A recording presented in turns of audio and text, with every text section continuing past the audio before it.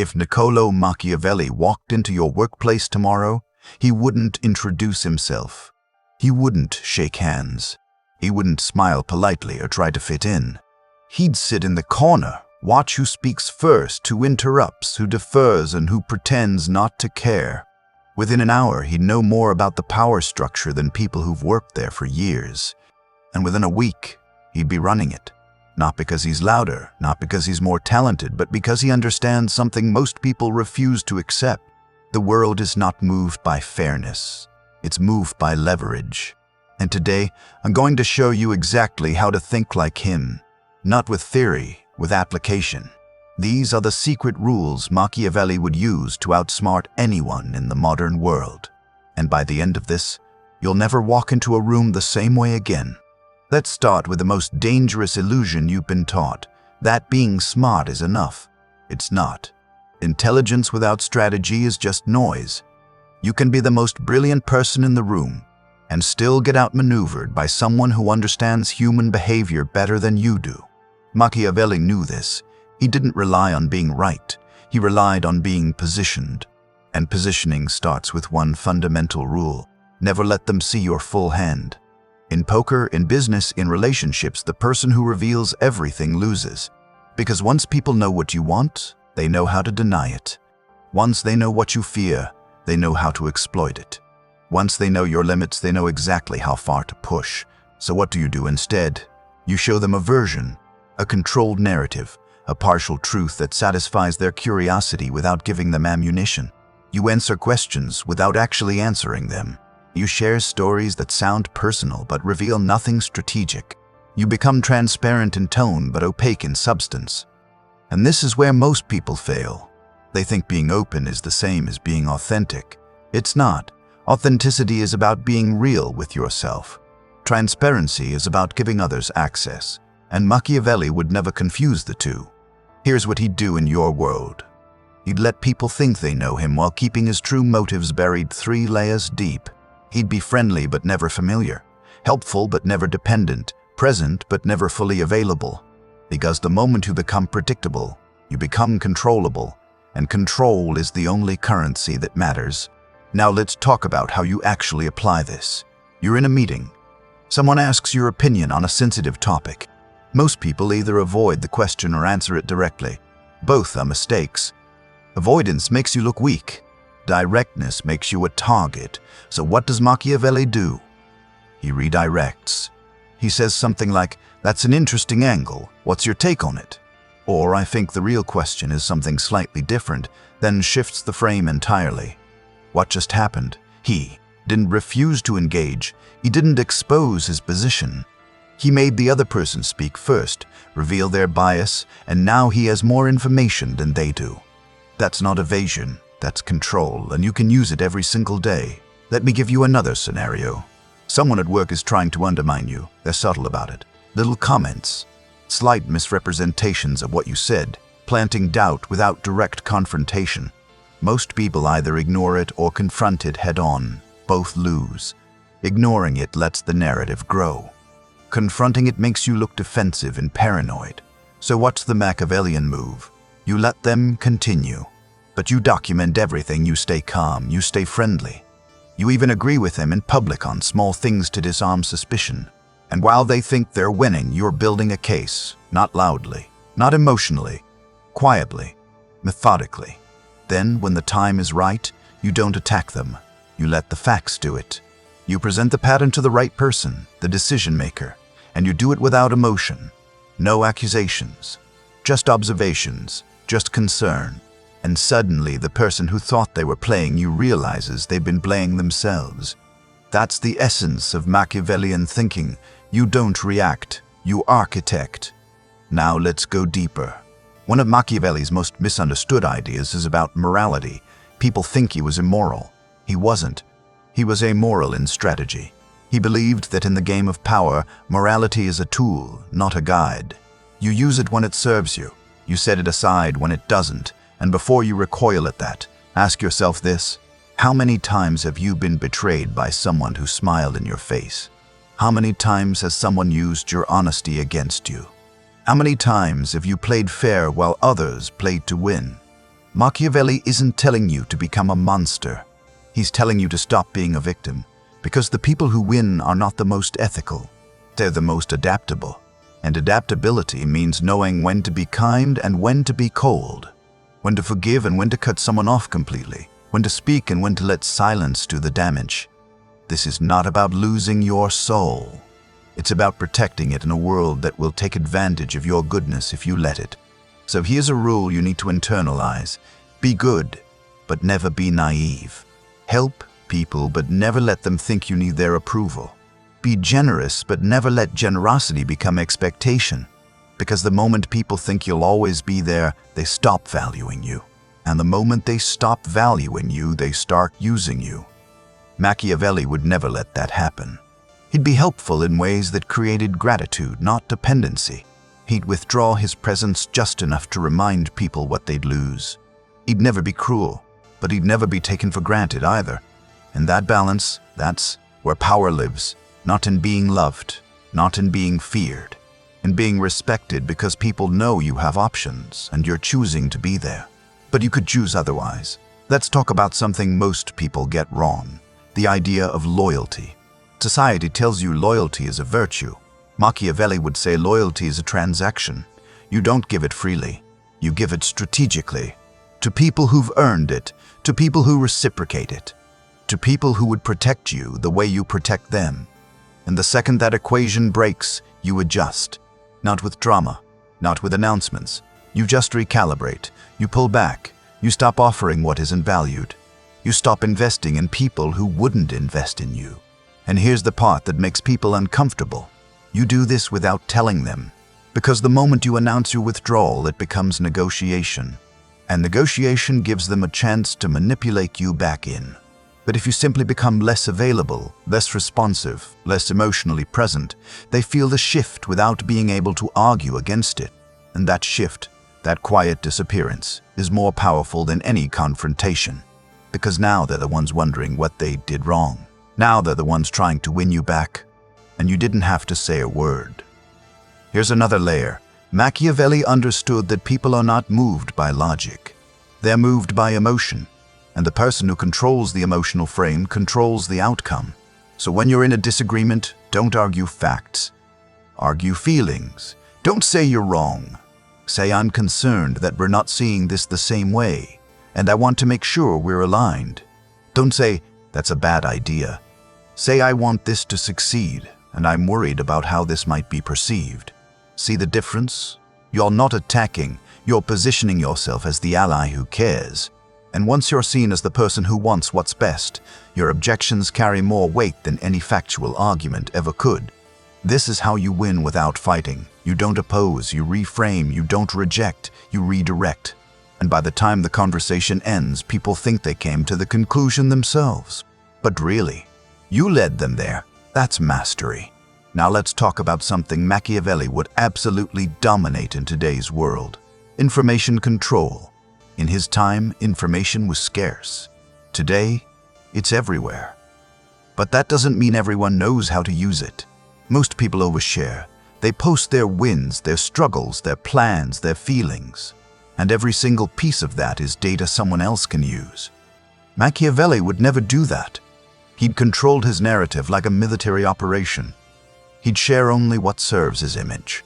He'd reveal only what creates the perception he wants, and everything else, hidden, not because he's paranoid, because he's strategic. Think about it. When you tell people your plans, you give them time to interfere. When you share your struggles, you give them leverage. When you celebrate too early, you invite envy and sabotage. But when you move in silence, when you build in private, when you only reveal results after the work is done, you become untouchable. Because by the time they see what you've built, it's too late to stop you.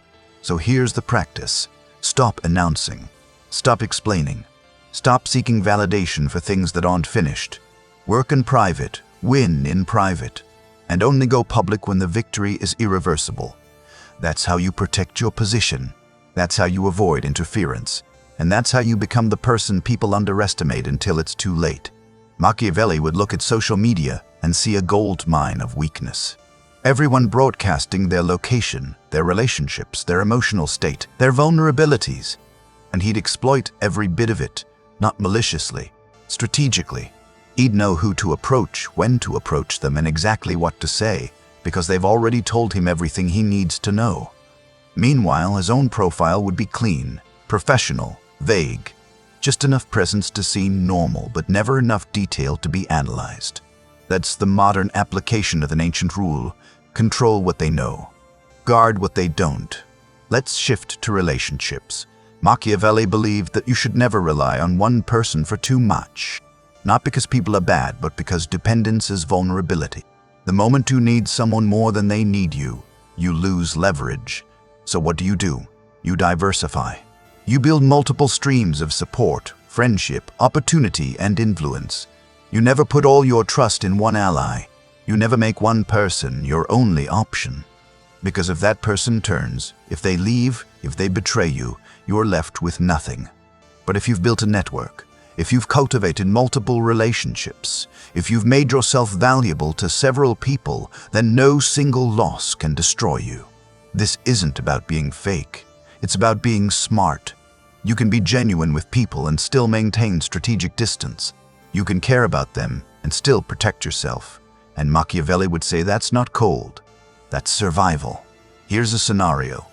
You have a close friend at work. You trust them. You confide in them. Then one day, they get promoted, and suddenly the dynamic shifts. They start distancing themselves. They stop sharing information. They become political. Most people feel betrayed. But Machiavelli would have seen it coming, because he never would have put himself in a position where one person's loyalty determined his success. He would have had other allies, other sources of information, other paths to advancement.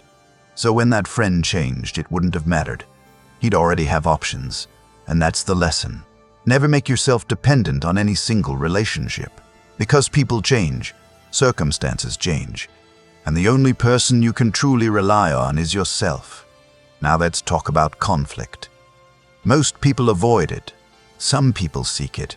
Machiavelli would do neither. He'd use it. Conflict, when handled correctly, is one of the most powerful tools you have. Because conflict reveals.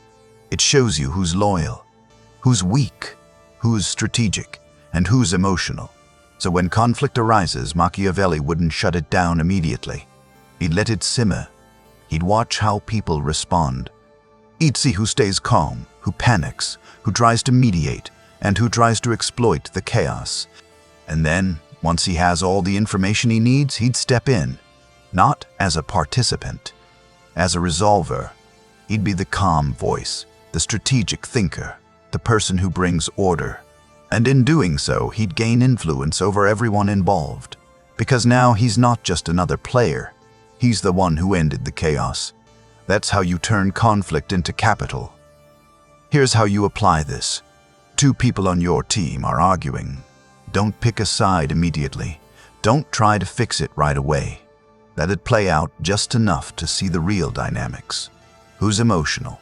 Who's calculated? Who's trying to win? Who's trying to protect themselves?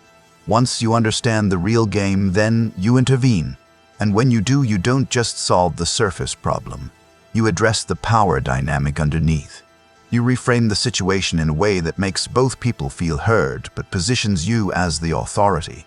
And now, both of them owe you. Both of them see you as the stabilizer. And your influence just doubled without you ever taking a side. That's Machiavellian conflict resolution. Let's talk about timing. Machiavelli believed that acting too early is as dangerous as acting too late. Most people rush. They see an opportunity and jump. But opportunities can be traps. And the person who moves first often reveals their hand before the game is set. So what does Machiavelli do? He waits. Not passively, actively. He watches. He gathers information. He lets others make their moves.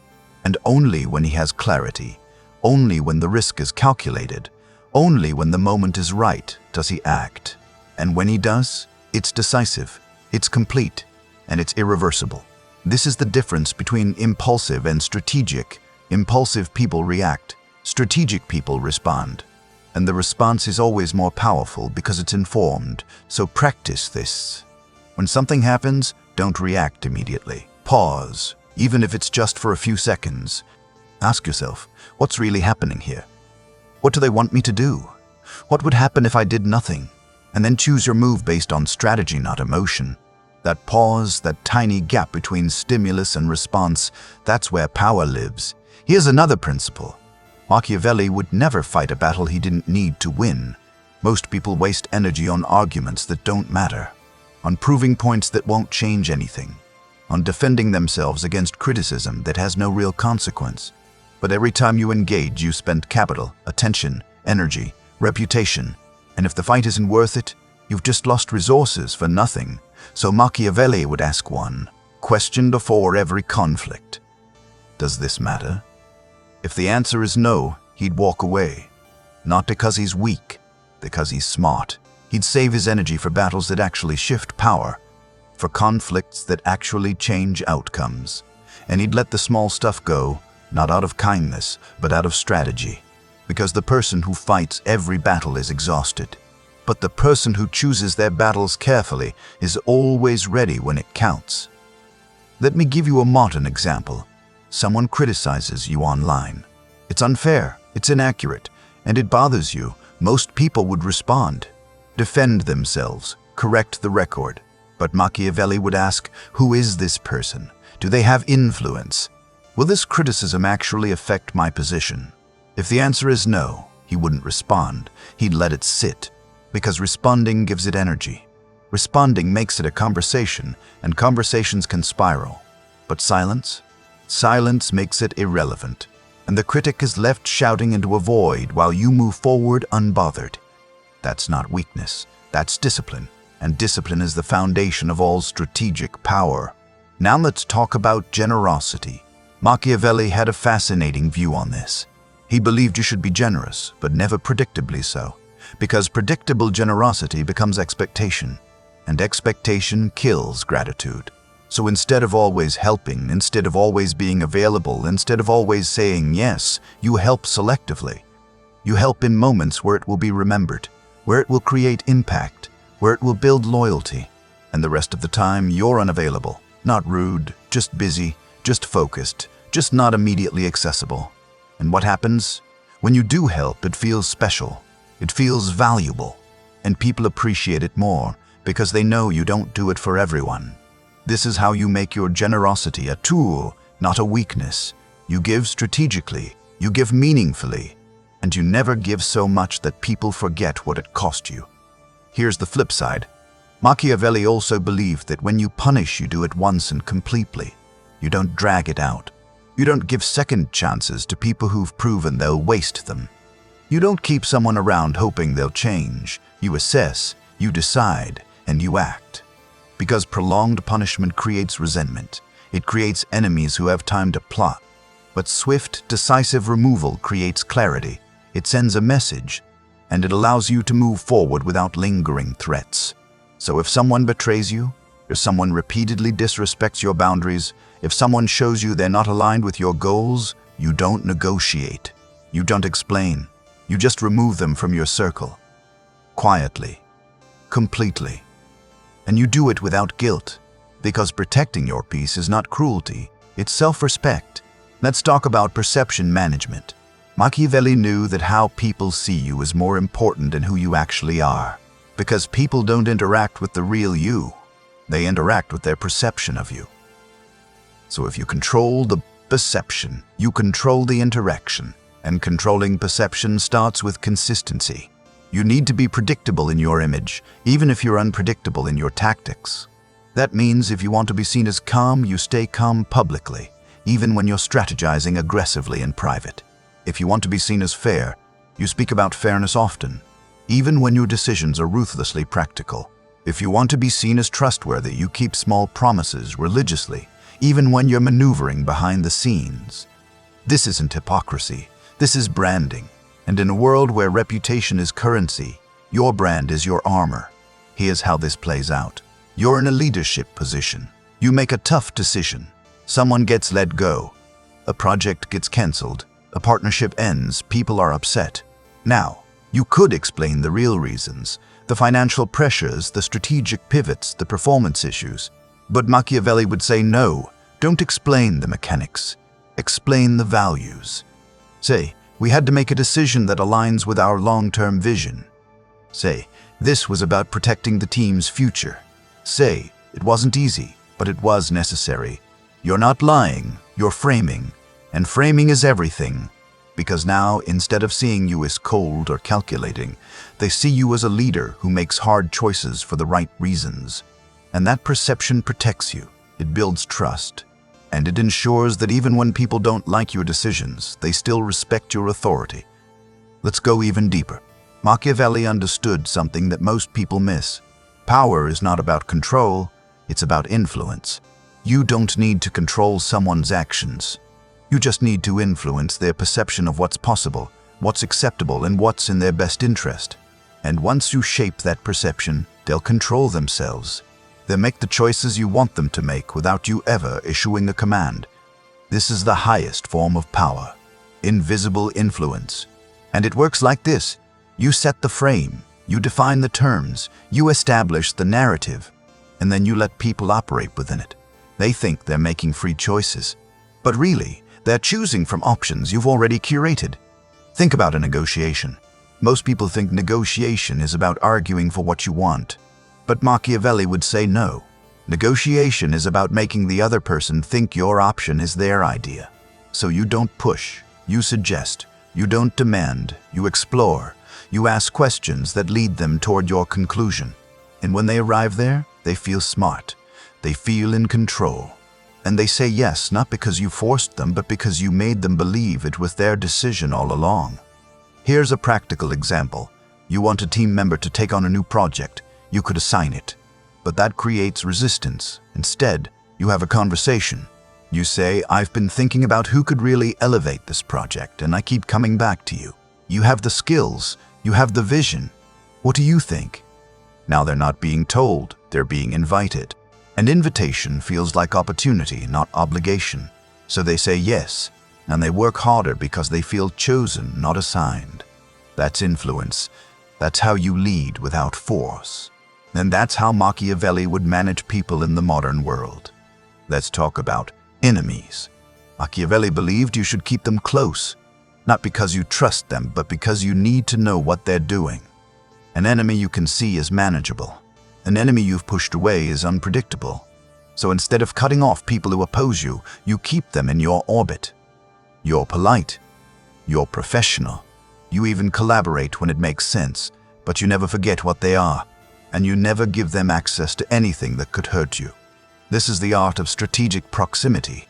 You're close enough to monitor, far enough to protect, and calm enough that they never see you as a threat, even though you're the biggest one in the room. Here's how you practice this. Someone at work clearly doesn't like you. They've undermined you before. Most people would avoid them, but Machiavelli would do the opposite. He'd engage them, ask their opinion, involve them in something low stakes, make them feel included. Why? Because now they're visible. You know what they're thinking, you know what they're planning, and they're less likely to sabotage you because you've disarmed them with civility. You've made them think maybe you're not the enemy, and while they're reconsidering, you're 3 steps ahead. That's not weakness, that's warfare. Psychological, quiet, and devastatingly effective.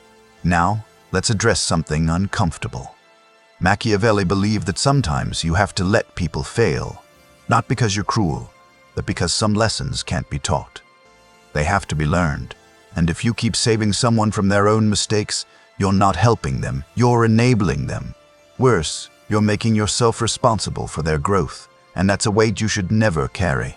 So when someone refuses to listen, when they dismiss your advice, when they insist on doing things their way despite the clear risks, you step back. You don't argue. You don't warn them again. You just let it happen. And when it falls apart, you don't say, I told you so. You just let the consequences speak, because now they'll listen. Now they'll respect your judgment, and now they'll value your input in a way they never did before.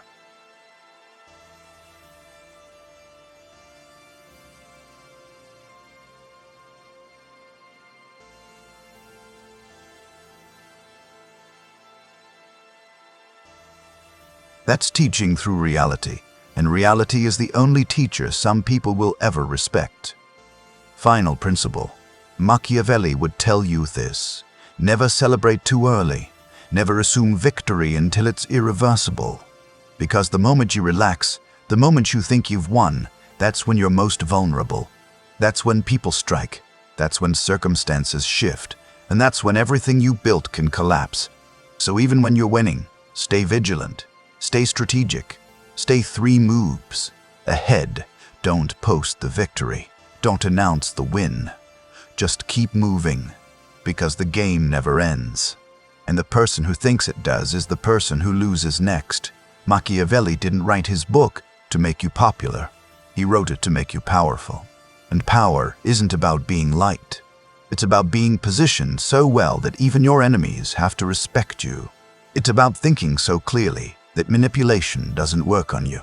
It's about moving so strategically that by the time people realize what you've done, it's already too late to stop you.